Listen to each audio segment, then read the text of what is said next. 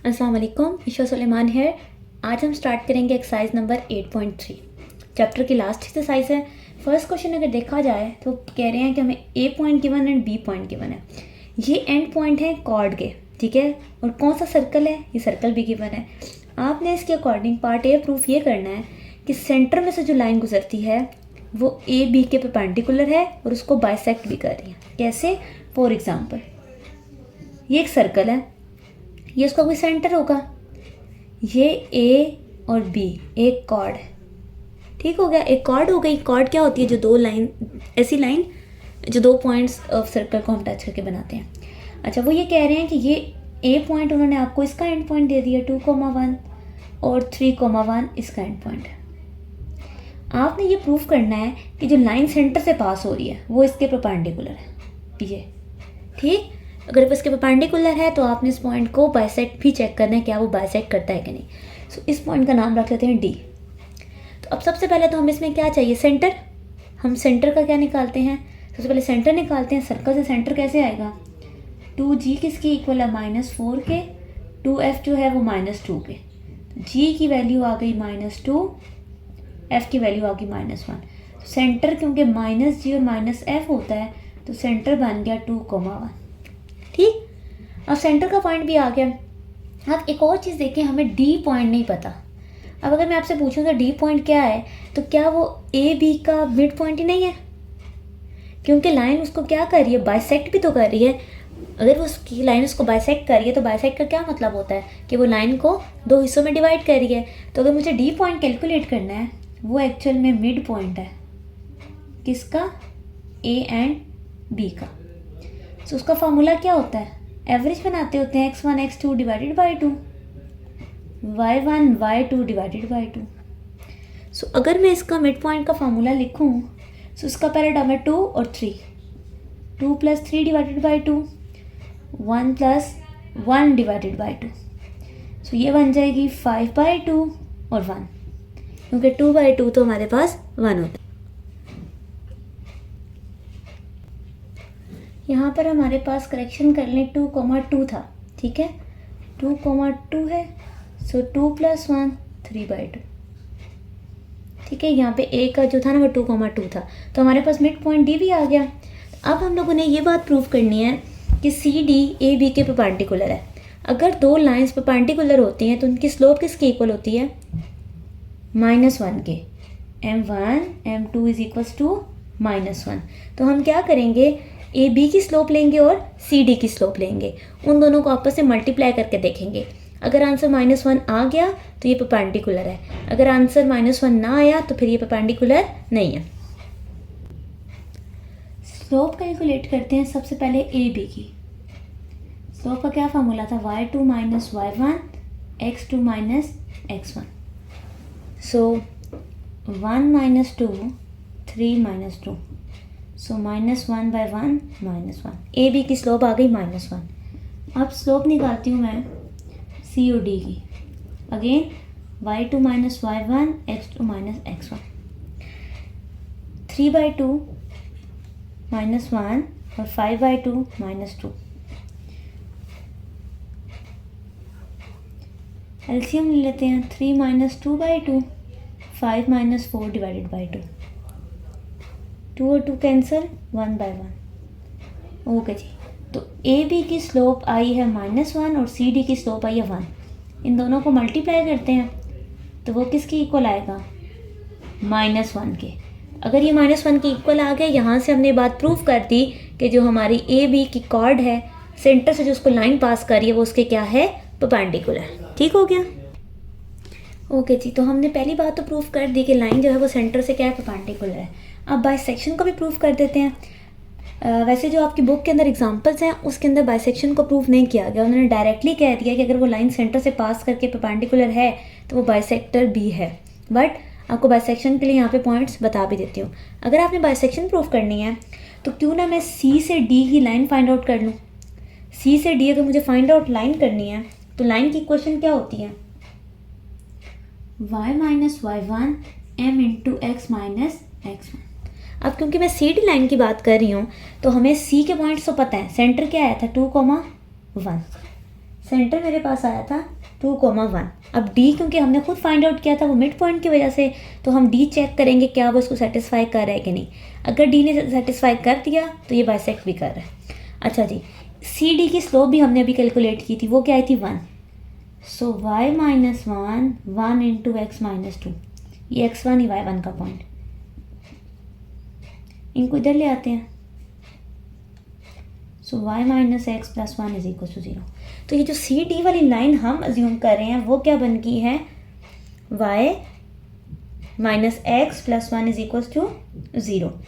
अब हम क्या करते हैं, जो हमने डी के पॉइंट जो बनाए थे इसमें पुट करके देखते हैं क्या वो ये आंसर सेटिस्फाई कर रहे हैं कि नहीं। अगर आंसर ये इक्वेशन सेटिस्फाई हो गई तो डी वाकई इस लाइन के ऊपर लाई कर रहा है। अगर ये लाइन आंसर सेटिस्फाई ना हुआ तो ये डी इस लाइन के ऊपर लाई नहीं कर रहा। डी हमने निकाला था 5/2 और 3/2। So 3/2 minus 5/2 plus 1 is equal to 0। LCM लेते हैं। सो 3 में से 5 जाए तो क्या आता है, -2/2 plus 1 is equal to 0। -1 plus 1 is equal to 0। क्या वाकई 0 के इक्वल आ गया, यस। तो हैंस हमें ये बात पता चल गई कि हमारे जो सर्कल की जो पॉइंट है डी वो उसको बाइसेक्ट भी कर रहा है। ठीक है, ये बुक का पार्ट नहीं था बट क्योंकि उन्होंने बाइसेक्शन पूछी थी तो हमने बाइसेक्शन भी प्रूव कर दिया। पार्ट नंबर बी हमारे पास है, the line from the centre to the mid point is perpendicular to the chord. अब अगर आप ध्यान दें तो बात वही नहीं है जो पार्ट ए में की है। कॉर्ड है ए से बी, सेंटर से जो लाइन गुजरेगी जो वो बाइसेक्ट कर रही होगी वो उसका मिड पॉइंट है।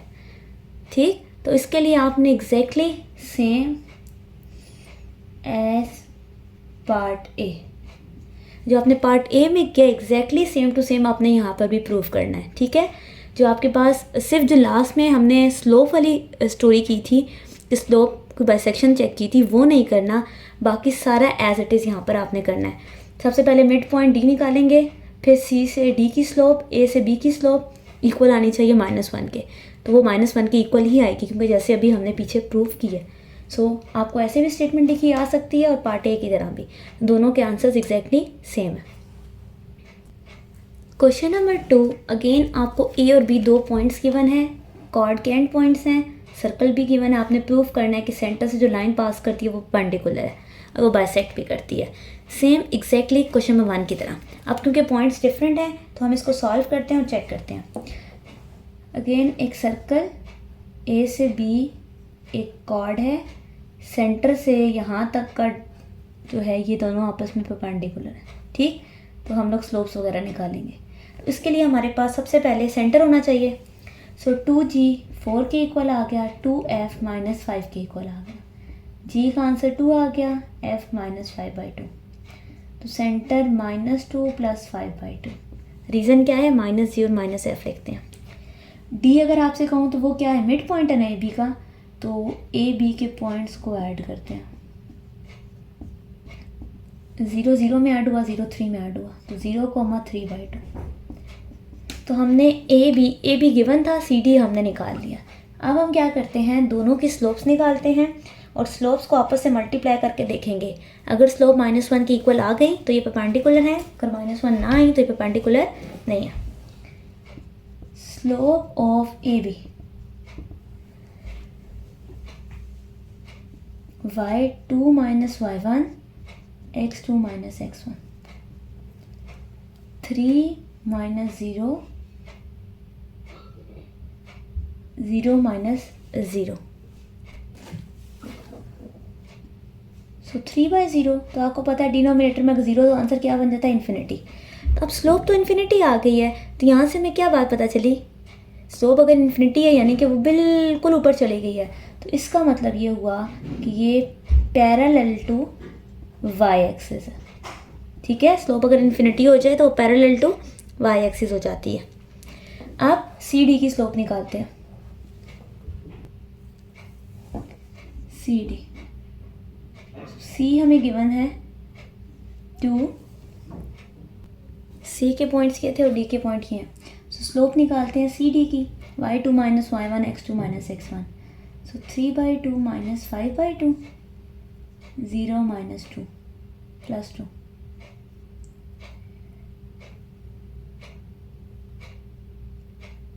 सो यहाँ पे हमारे पास पॉइंट आ गया, एलसीएम लेंगे तो 3 minus 5/2 divided by 2,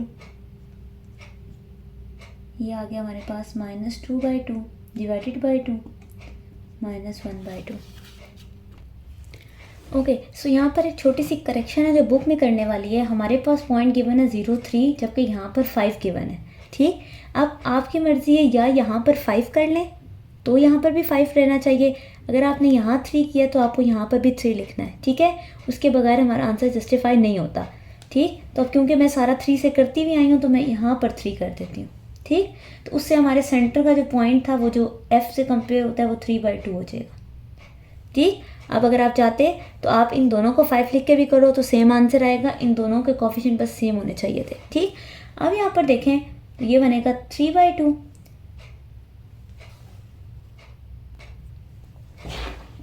so 0/2 is equal to 0। तो स्लोप किसके इक्वल आ गई? 0 के। इसका मतलब है कोई ज़रा सा भी हमारे पास एक्चुअल में जो स्लोप होती है वो जो हम लोग ये लाइन लगाते हैं कि वो कितनी लाइन ऊपर जा रही है। अब एग्जैक्टली अगर 0 हो गई है तो इसका मतलब है लाइन एज, या आप कह सकते हो it is parallel to x axis. ठीक, क्योंकि बिल्कुल 0 हो गई ना, वो बिल्कुल इन्फिनिटी थी, ऐसे हो गई। अब ये दोनों लाइन अगर एक एग्जैक्टली एक्स एक्सिस पे आ गई, एक वाई एक्सिस के, तो ये दोनों आपस में क्या हो गई? Perpendicular. Hence we can say that these lines are these lines are perpendicular to each other। सो ये लाइन आपस में क्या हो गई हैं? दोनों परपेंडिकुलर। हमने परपेंडिकुलर भी प्रूफ कर लिया आपको, जैसे कि पहले मैंने बताया कि बाइसेक्शन बुक एग्जांपल के अकॉर्डिंग उन्होंने डायरेक्टली लिख दी है, बट स्टिल मैं आपको बाइसेक्शन करवा देती हूँ। पार्ट बी में सेम स्टेटमेंट गिवन है विद मिड पॉइंट, तो उसमें आपने सेम ये स्टेप रिपीट करने हैं। जो मैं अभी स्लोप वाला करवा रही हूँ वो पार्ट बी में आपने नहीं लिखना। ठीक है, बाकी ये सेम आंसर पार्ट बी का है। अभी मैं फिर बाइसेक्शन वाला पॉइंट आपको दोबारा करवा देती हूँ जिस तरह पार्ट ए में लिखवाया था क्वेश्चन नंबर 1 में। ओके जी, बाइसेक्शन वाले पॉइंट को अगर देखें तो मेरे पास स्लोप ऑफ सी डी अभी क्या आई थी? 0। फिर हमारे पास सी का पॉइंट आया 2, -3/2। ठीक है, हमारे पास आंसर आया 2, -3/2।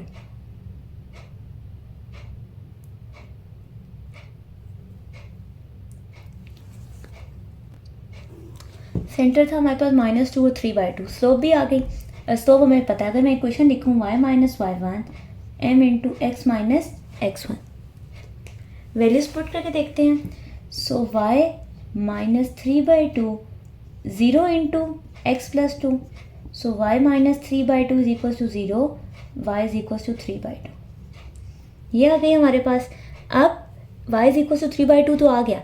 अब इसके अंदर हम लोग क्या करते हैं? अपनी वैल्यू पुट करते हैं जो हमने d की अज्यूम की थी।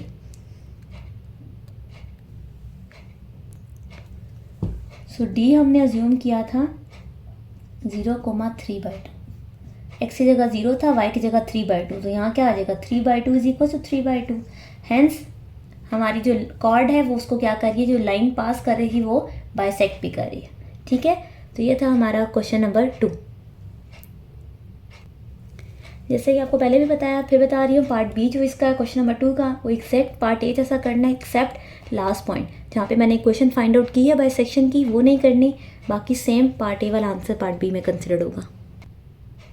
क्वेश्चन नंबर 3, हमने ये प्रूव करना है कि ए बी और डी ई दो कॉर्ड्स हैं सर्कल की, उनका सेंटर से डिस्टेंस बिल्कुल इक्वल है।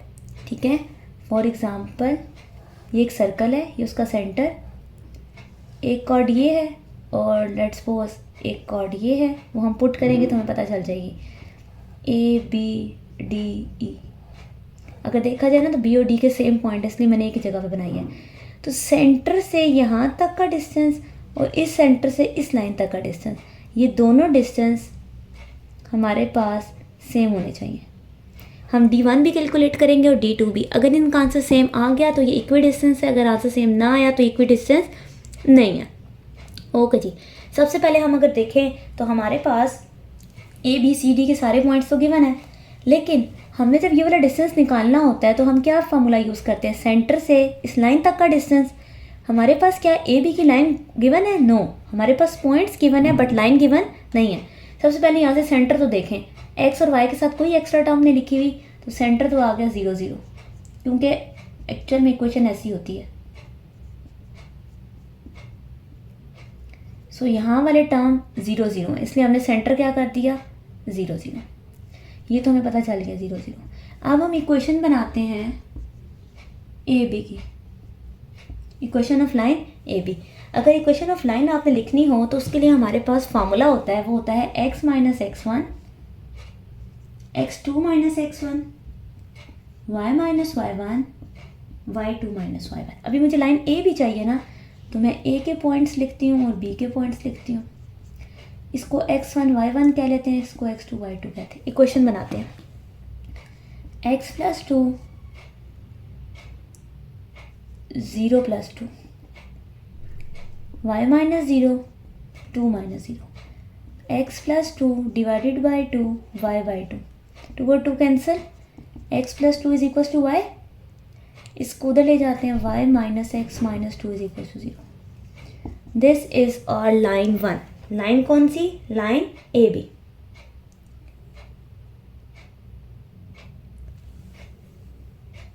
अब हमने लाइन तो निकाल ली, सी डी लाइन निकालने से पहले मैं इसका डिस्टेंस भी ले लेती हूँ, ताकि मुझे पता हो कि यहाँ से यहाँ तक का डिस्टेंस कितना है। ठीक है, सो यहाँ डिस्टेंस फार्मूला लगा के वो भी लिखते हैं। अब आपको याद हो तो फार्मूला था ax1 by1 प्लस सी ए स्क्र प्लस बी स्क्र। ए यहाँ पर देखिए सेंटर क्या है 0, तो x से मल्टीप्लाई होके भी क्या हो गया 0। बी पॉइंट सॉरी x1 और y1 ये वाले पॉइंट है, ए भी यहाँ से 1 और -1 है, लेकिन x1 y1 0 है, तो ये सारा हो गया 0, सिर्फ कांस्टेंट आएगा विच इज़ -2। ए का स्क्वायर प्लस बी का स्क्वायर, ए है -1 का स्क्वायर प्लस 1, 1 का स्क्वायर 1, माइनस मॉड की वजह से +2 हो गया, नीचे आ गया √2। सो हमारा डिस्टेंस आ गया 2 बाई √2, ये डिस्टेंस नंबर 1 है। अब हम same procedure D E line पर करेंगे और उसका डिस्टेंस निकालेंगे। अगर वो भी 2 बाई √2 आ गया, it's mean they are equidistance, और अगर ना आया तो इक्वी डिस्टेंस नहीं है। Equation of line D E. अब डी ई लाइन निकालते हैं। 0 2 गिवन है, तो इसको x1 y1 कह देते हैं और इसको x2 y2 कहेंगे। इसको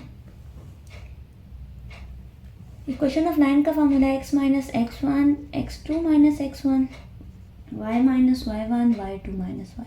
वैल्यूज डालते हैं। x minus 0 2 minus 0, y minus 2 0 minus 2, x by 2 y minus 2 by -2। So ये माइनस तो चला गया, minus x is equal to y minus 2। ये आ गया हमारी क्वेश्चन। ठीक है, ये -x था, यहाँ के प्लस हो गया। ये आ गया क्वेश्चन नंबर 2। अब इसका सेंटर से परपेंडिकुलर डिस्टेंस निकालते हैं, क्या वो 2 बाई √2 आएगा या नहीं। डिस्टेंस निकालते हैं ax1 by1 प्लस सी। ओके जी, सेंटर के पॉइंट हमें क्या गिवन है, x1 y1 अगेन 0 है, तो a b से मल्टीप्लाई होकर भी 0 आएगा, सिर्फ कांस्टेंट आएगा -2। a प्लस 1 b प्लस 1, सो 1 का स्क्वायर प्लस 1। सो ये देखें, क्या d1 और d2 सेम आ गए। अगर ये सेम आ गए हैं तो इसका मतलब ये हुआ कि हमारी दोनों कॉर्ड का सेंटर से डिस्टेंस बिल्कुल इक्वल है। पार्ट बी सेम वैसा ही है बट वैल्यू सिर्फ डिफरेंट है। सर्कल, ये सारे पॉइंट्स सर्कल से अगर हम सेंटर देखें तो वो क्या है 0 0। ठीक, तो सबसे पहले ए बी की लाइन बनाते हैं। अभी आपको फॉर्मूला बताया, x minus x1 x2 minus x1 is equals to y minus y1 y2 minus y1। A और बी हैं, इनके पॉइंट्स के अकॉर्डिंग करते हैं। इसको x1 कहते हैं, इसको y1, इसको x2, इसको y2। So x plus 4 0 plus 4, y minus 0 4 minus 0। So x plus 4 divided by 4 is equals to y by 4। तो x plus 4 is equals to y, this shows y minus x minus 4 is equals to 0। ठीक हो गया, हमारे पास ये term आ गई। अब इसका distance निकाल लेते हैं और चेक करते हैं कि वो कितना होता है। डिस्टेंस का formula ax1 by1 plus C under root A square plus B square. Again x1 y1 centre से आने थे, वो ज़ीरो हो गए, सिर्फ कांस्टेंट आएगा -4 डिवाइडेड बाय ए का कोफिशिएंट है -1 तो -1 का स्केयर +1, बी का स्केयर 1 का स्केयर, सो ऊपर आ गया +4 डिवाइडेड बाई √2। सो पहला डिस्टेंस आ गया 4/√2। आप इसकी कटिंग कर सकते हैं लेकिन ज़रूरत नहीं है क्योंकि सेकंड डिस्टेंस भी सेम ही आना है तो फ़र्क नहीं पड़ता। तो पहला डिस्टेंस क्या आ गया 4/√2।